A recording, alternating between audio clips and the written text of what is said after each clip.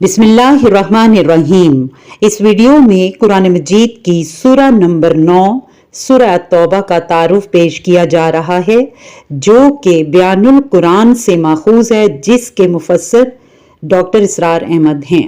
सूरह तौबा कई खुतबात पर मुश्तमिल है और इनमें से हर खुतबा अलग पस मंजर में नाजिल हुआ है। जब तक इन मुख्तलिफ खुतबात के पस मंजर और ज़माने नज़ूल का अलग अलग तयन दुरुस्त अंदाज में ना हो जाए, मुतलका आयात की दुरुस्त तौज़ी और तशरीह करना मुमकिन नहीं। चुनाचे जिन लोगों ने इस सूरत की तफसीर करते हुए पूरी एहतियात से तहकीक नहीं की, वो खुद भी मुगालतों का शिकार हुए हैं और दूसरों को भी शकूक व शुबहात में मुब्तला करने के बाइस बने हैं। इस लिहाज से ये सूरा कुरान हकीम की मुश्किल तरीन सूरा है। इसकी तफहीम के लिए इंतहाई मुहतात तहकीक और गहरे तदब्बुर की ज़रूरत है। सूरह तौबा रसूलुल्लाह सल्लल्लाहु अलैहि वसल्लम की बेसत के दो पहलू। मोहम्मद रसूलुल्लाह सल्लल्लाहु अलैहि वसल्लम से कबल हर पैगंबर को एक खास इलाके और खास कौम की तरफ भेजा गया था, मगर आप सल्लल्लाहु अलैहि वसल्लम अपनी कौम यानी बनु इस्माइल की तरफ भी रसूल बनकर आए और क़यामत तक के लिए पूरी दुनिया के तमाम इंसानों की तरफ भी। ये फजीलत तमाम अंबिया और रसूल में सिर्फ रसूलुल्लाह सल्लल्लाहु अलैहि वसल्लम के लिए मखसूस है कि आप सल्लल्लाहु अलैहि वसल्लम को दो बेसतों के साथ मबूस फरमाया गया, एक बेसत खसूसी और दूसरी बेसत अमूमी। आप सल्लल्लाहु अलैहि वसल्लम की बेसत के इन दोनों पहलुओं के हवाले से सूरत तौबा की आयात में भी एक बड़ी खूबसूरत तकसीम मिलती है। वो इस तरह के इस सूरह के भी बुनियादी तौर पर दो हिस्से हैं। इनमें से एक हिस्सा आप सल्लल्लाहु अलैहि वसल्लम की बेसत के खसूसी पहलू से मुतल्लिक है, जबकि दूसरे हिस्से का ताल्लुक आप सल्लल्लाहु अलैहि वसल्लम की बेसत के अमूमी पहलू से है। चुनाचे सूरत के इन दोनों हिस्सों के मौज़ूआत और मज़ामीन को समझने के लिए ज़रूरी है कि पहले रसूलुल्लाह सल्लल्लाहु अलैहि वसल्लम की बेसत के बाद इन दोनों पहलुओं के फ़लसफ़े को अच्छी तरह ज़ेनशीं कर लिया जाए। रसूलुल्लाह सल्लल्लाहु अलैहि वसल्लम की बेसत खसूसी। मोहम्मद अरबी सल्लल्लाहु अलैहि वसल्लम की खसूसी बेसत मुशरिकीन अरब या बनु इस्माइल की तरफ थी। आप सल्लल्लाहु अलैहि वसल्लम का ताल्लुक भी इसी कौम से था और आप सल्लल्लाहु अलैहि वसल्लम ने इन लोगों के लिए अंदर रहकर खुद इनकी जुबान में अल्लाह का पैगाम इन तक पहुंचा दिया और इन पर आखिरी हद तक इत्माम हुज्जत भी कर दिया। इस ज़िमन में फिर मुशरिकीन अरब पर अल्लाह के इस कदीम कानून का नफाज भी अमल में आया कि जब किसी कौम की तरफ से कोई रसूल भेजा जाए और वो रसूल अपनी दावत के सिलसिले में इस कौम पर इत्माम हुज्जत कर दे, फिर अगर वो कौम अपने रसूल की दावत को रद्द कर दे तो इस पर अजाब इस्तेसाल मुसल्लत कर दिया जाता है। इस सिलसिले में मुशरिकीन अरब पर अजाब इस्तेसाल की नौयत मारूजी हालात के पेश नज़र पहले कौमों के मुकाबले में मुख्तलिफ नजर आती है। इस अजाब की पहली किस्त ग़ज़वा बदर में मुशरिकीन मक्का की हज़ीमत और शिकस्त की सूरत में सामने आई, जबकि दूसरी और आखिरी किस्त का जिक्र इस सूरत के आगाज में किया गया है। बहरहाल अपनी बेसत खसूसी के हवाले से रसूलुल्लाह सल्लल्लाहु अलैहि वसल्लम ने जजीरा नुमाए अरब में दीन को गालिब कर दिया और वहां आप सल्लल्लाहु अलैहि वसल्लम की हयात मुबारका ही में अकामत दीन का अमली नक्शा अपनी पूरी आबोताब के साथ जलवागर हो गया। रसूलुल्लाह सल्लल्लाहु अलैहि वसल्लम की बेसत अमूमी। नबी करीम सल्लल्लाहु अलैहि वसल्लम की बेसत अमूमी पूरी इंसानियत की तरफ क़यामत तक के लिए है। इस सिलसिले में दावत का आगाज आप सल्लल्लाहु अलैहि वसल्लम ने सुलह हुदैबिया यानी 6 हिजरी के बाद फरमाया। इससे पहले आप सल्लल्लाहु अलैहि वसल्लम ने कोई मुबल्लिग या दाई अरब से बाहर नहीं भेजा, बल्कि तब तक आप सल्लल्लाहु अलैहि वसल्लम ने अपनी पूरी तवज्जो जजीरा नुमाए अरब तक मरकूज रखी और अपने तमाम वसाइल इसी खित्ता में दीन को गालिब करने के लिए सर्फ किए। लेकिन जो ही आप सल्लल्लाहु अलैहि वसल्लम को इस सिलसिले में ठोस कामयाबी मिली, यानी कुरैश ने आप सल्लल्लाहु अलैहि वसल्लम को बतौर फरीके सानी के तस्लीम करके आप सल्लल्लाहु अलैहि वसल्लम से सुलह कर ली, कुरान ने सूरह अल फतह की पहली आयत में इस सुलह को फतह मुबीन करार दिया है। तो आप सल्लल्लाहु अलैहि वसल्लम ने अपनी बेइज्जती अमूमी के तहत दावत का आगाज करते हुए अरब से बाहर मुख्तलिफ सलातीनों उमरा की तरफ खतूत भेजने शुरू कर दिए। इस सिलसिले में आप सल्लल्लाहु अलैहि वसल्लम ने जिन फरमा रवाओं को खतूत लिखे, इनमें कैसरे रोम, ईरान के बादशाह कसरा, मिस्र के बादशाह मकूकस और हबशा के फरमा रवा नजाशी, ये ईसाई हुक्मरान इन नजाशी का जानशीन था जिन्होंने इस्लाम कबूल कर लिया था और जिनकी गायबाना नमाज जनाजा रसूलुल्लाह सल्लल्लाहु अलैहि वसल्लम ने खुद फरमाई थी कि नाम शामिल हैं। यहाँ तवज्जो तलब बात यह है कि माजी करीब में ये चारों खतूत असल मतन के साथ असल शक्ल में दरियाफ्त हो चुके हैं। आप सल्लल्लाहु अलैहि वसल्लम के इन्हीं खतूत के रद्द अमल के तौर पर सल्तनत रोमा के साथ मुसलमानों के टकराव का आगाज हुआ, जिसका नतीजा नबी करीम सल्लल्लाहु अलैहि वसल्लम की हयात तैयबा ही में जंग मौता और गज़वा तबूक की सूरत में निकला। बहरहाल इन तमाम हालातों वाक़यात का ताल्लुक आप सल्लल्लाहु अलैहि वसल्लम की बेइज्जती अमूमी से है, जिसकी दावत का आगाज आप सल्लल्लाहु अलैहि वसल्लम की जिंदगी मुबारक ही में हो गया था। और फिर खुतबा हिज्जतुल विदा के मौका पर आप सल्लल्लाहु अलैहि वसल्लम ने वाज़ेह तौर पर यह फरीजा उम्मत के हर फर्द की तरफ मुंतकिल फरमा दिया। चुनाचे अब ता क़यामे क़यामत आप सल्लल्लाहु अलैहि वसल्लम पर ईमान रखने वाला हर मुसलमान दावत व तबलीग और अकामत दीन के लिए मेहनत व कोशिश का मुकल्लिफ है। सूरत के मौज़ूआत मज़ामीन और मौज़ूआत के हवाले से ये सूरत दो हिस्सों पर मुश्तमिल है, जिनकी तफसील दर्ज झैल है। हिस्सा अव्वल, ये हिस्सा सूरत के पहले 5 रुकूओं पर मुश्तमिल है। इसका ताल्लुक रसूलुल्लाह सल्लल्लाहु अलैहि वसल्लम की बेसत खसूसी की तकमीली मरहले से है।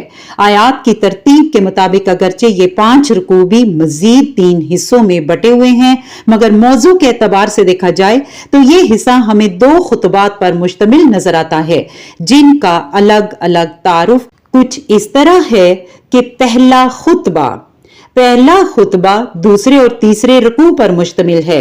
ये फतह मक्का यानी 8 हिजरी से पहले नाजिल हुआ। इन आयात में मुसलमानों को फतह मक्का के लिए निकलने पर आमादा किया गया है। ये मसला बहुत नाजुक और हसास था।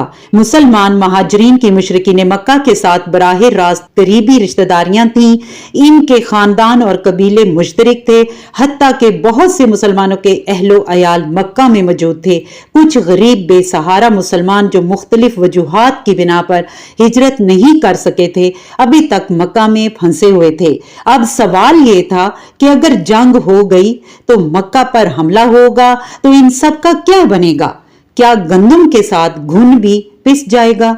दूसरी तरफ कुरैशे मक्का का बज़ाहिर ये एजाज भी नजर आता था कि वो बैतुल्लाह के मतवल्ली थे और हुजाज की खिदमत करते थे। इस हवाले से कहीं सादा दिल मुसलमान अपने खदशात का इजहार कर रहे थे, तो कहीं मुनाफिकीन इन सवालात की आड़ लेकर लगाई बुझाई में मसरूफ थे।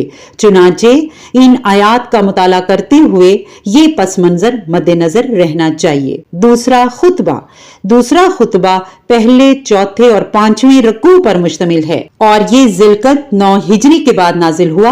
मौजू की अहमियत के पेश नजर इसमें से पहली 6 आयात को मुकद्दम करके सूरत के आगाज में लाया गया है। ये वही आयात है जिनके साथ रसूलुल्लाह सल्लल्लाहु अलैहि वसल्लम ने हजरत अली रज़ी अल्लाह तआला अन्हु को काफिला हज के पीछे भेजा था। इसकी तफसील यूं है कि 9 हिजरी में रसूलुल्लाह सल्लल्लाहु अलैहि वसल्लम खुद हज पर तशरीफ नहीं ले गए थे। इस साल आप सल्लल्लाहु अलैहि वसल्लम ने हजरत अबू बकर सिद्दीक को अमीर हज बनाकर भेजा था। हज का ये काफिला जुल्क़दा 9 हिजरी में रवाना हुआ और इसके रवाना होने के बाद ये आयात नाजिल हुई। चुनाचे नबी करीम सल्लल्लाहु अलैहि वसल्लम ने हजरत अली को भेजा कि हज के मौका पर अलल ऐलान ये अहकामात सबको सुना दिए जाएं। सन 9 हिजरी के इस हज में मुशरिकीन मक्का भी शामिल थे। चुनाचे वहां हज के इज्तिमा में हजरत अली ने نے یہ آیات پڑھ کر سنائی جن کے تحت مشرکین کے ساتھ ہر قسم کے معاہدے سے اعلان برات کر دیا گیا اور یہ واضح کر دیا گیا کہ آئندہ کوئی مشرک حج کے لیے نہ آئے۔ مشرکین عرب کے لیے 4 ماہ کی مہلت کا اعلان کیا گیا کہ اس مہلت سے فائدہ اٹھاتے ہوئے وہ ایمان لانا چاہیں تو لے آئیں ورنہ ان کا قتل عام ہوگا۔ یہ آیات چونکہ قرآن کریم کی سخت ترین آیات ہیں، اس لیے ضروری ہے کہ ان کے پس منظر کو اچھی طرح سمجھ لیا جائے۔ یہ احکامات دراصل اس عذاب استحصال کے قائم مقام ہیں جو قوم نوح، قوم ہود، قوم صالح، قوم شعیب اور قوم لوط اور آل فرعون پر آیا تھا۔ ان تمام قوموں پر عذاب استحصال اللہ کے اس اٹل قانون کے تحت آیا تھا جس کا ذکر قبل ازیں بھی ہو چکا ہے۔ اس قانون کے تحت مشرکین مکہ اب عذاب استحصال کے مستحق ہو چکے تھے، اس لیے کہ رسول اللہ صلی اللہ علیہ وسلم نے انہی کی زبان میں اللہ کے احکامات ان تک پہنچا کر ان پر حجت تمام کر دی تھی۔ اس سلسلے میں اللہ کی مشیت کے مطابق ان کو جو مہلت دی گئی تھی وہ بھی ختم ہو چکی تھی، چنانچہ ان پر عذاب استحصال کی پہلی قسط میدان بدر میں نازل کی گئی اور دوسری اور آخری قسط کے طور پر اب انہیں الٹیمیٹم دے دیا گیا کہ تمہارے پاس سوچنے اور فیصلہ کرنے کے لیے صرف 4 ماہ ہیں۔ اس مدت میں ایمان لانا چاہو تو لے آؤ ورنہ قتل کر دیے جاؤ گے۔ اس حکم کے اندر ان کے لیے یہ آپشن خود بخود موجود تھا کہ وہ چاہیں تو جزیرہ نما عرب سے باہر بھی جا سکتے ہیں، مگر اب اس خطہ کے اندر وہ بحیثیت مشرک نہیں رہ سکتے، کیونکہ اب جزیرہ نما عرب کو شرک سے بالکل پاک کر دینے اور محمد رسول اللہ صلی اللہ علیہ وسلم کی بعثت خصوصی کی تکمیلی شان کے ظہور کا وقت آن پہنچا تھا۔ ایک اشکال کی وضاحت۔ یہاں ایک اشکال اس وجہ سے پیدا ہوتا ہے کہ آیات کی موجودہ ترتیب خطبات کی زمانی ترتیب کے بالکل برعکس ہے۔ جو خطبہ پہلے 8 ہجری میں نازل ہوا وہ سورت میں دوسرے رکوع سے شروع ہو رہا ہے، جبکہ بعد یعنی 9 ہجری میں نازل ہونے والی آیات کو مقدم کر کے ان سے سورت کا آغاز کیا گیا ہے۔ پھر یہ دوسرا خطبہ بھی آیات کی ترتیب کے باعث 2 حصوں میں تقسیم ہو گیا ہے۔ اس کی ابتدائی 6 آیات پہلے رکوع میں آ گئی ہیں، جبکہ بقیہ آیات چوتھے اور 5ویں رکوع میں ہیں۔ دراصل ترتیب آیات میں اس پیچیدگی کی وجہ قرآن کا وہ خاص اسلوب ہے جس کے تحت کسی انتہائی اہم بات کو موضوع کی منطقی اور روایتی ترتیب میں سے نکال کر شہ سرخی یعنی ہیڈ لائن کے طور پر پہلے بیان کر دیا جاتا ہے۔ اس اسلوب کو سمجھنے کے لیے سورہ انفال کے آغاز کا انداز ذہن میں رکھیے۔ وہاں مال غنیمت کا مسئلہ انتہائی اہم اور حساس نوعیت کا تھا جس پر تفصیلی بحث تو بعد میں ہوئی، لیکن اس ضمن میں بنیادی اصول سورت کی پہلی آیت میں بیان کر دیا گیا اور مسئلے کی خصوصی اہمیت کے پیش نظر اس موضوع سے سورت کا آغاز فرمایا گیا۔ بالکل اسی انداز میں اس سورت کا آغاز بھی ایک انتہائی اہم مسئلے کے بیان سے کیا گیا، البتہ اس مسئلے کے بقیہ تفصیل بعد میں چوتھے اور 5ویں رکوع میں بیان ہوئی۔ حصہ دوم۔ اس سورت کا دوسرا حصہ 6 رکوع سے لے کر آخر تک 11 رکوع پر مشتمل ہے اور اس کا تعلق رسول اللہ صلی اللہ علیہ وسلم کی بعثت عمومی سے ہے، اس لیے کہ اس حصے کا مرکزی موضوع غزوہ تبوک ہے اور غزوہ تبوک تمہید تھی، اس جدوجہد کی جس کا آغاز اقامت دین کے سلسلے میں جزیرہ نما عرب سے باہر بین الاقوامی سطح پر ہونے والا تھا۔ ان 11 رکوع میں ابتدائی 4 رکوع تو وہ ہیں جو غزوہ تبوک کے لیے مسلمانوں کو ذہنی طور پر تیار کرنے سے متعلق ہیں۔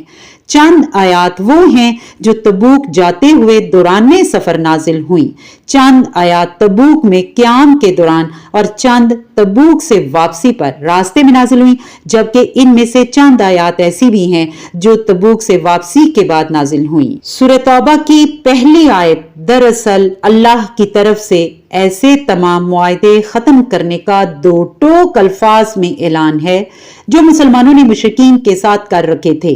یہ اعلان چونکہ انتہائی اہم اور حساس نوعیت کا تھا اور قطعی انداز میں کیا گیا تھا، اس لیے اس کے ساتھ کچھ شرائط یا استثنائی شقوں کا ذکر بھی کیا گیا ہے جن کی تفصیل آئندہ آیات میں آئے گی۔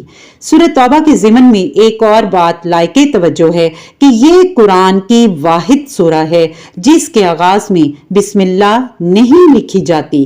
اس کا سبب حضرت علی نے یہ بیان فرمایا ہے کہ یہ سورہ تو ننگی تلوار لے کر یعنی مشرکین کے لیے قتل عام کا اعلان لے کر نازل ہوئی ہے، لہٰذا اللہ کی رحمانیت اور رحیمیت کی صفات کے ساتھ اس کے مضامین کی مناسبت نہیں ہے۔ اسی کے ساتھ یہ ویڈیو یہیں اختتام پذیر ہوتی ہے۔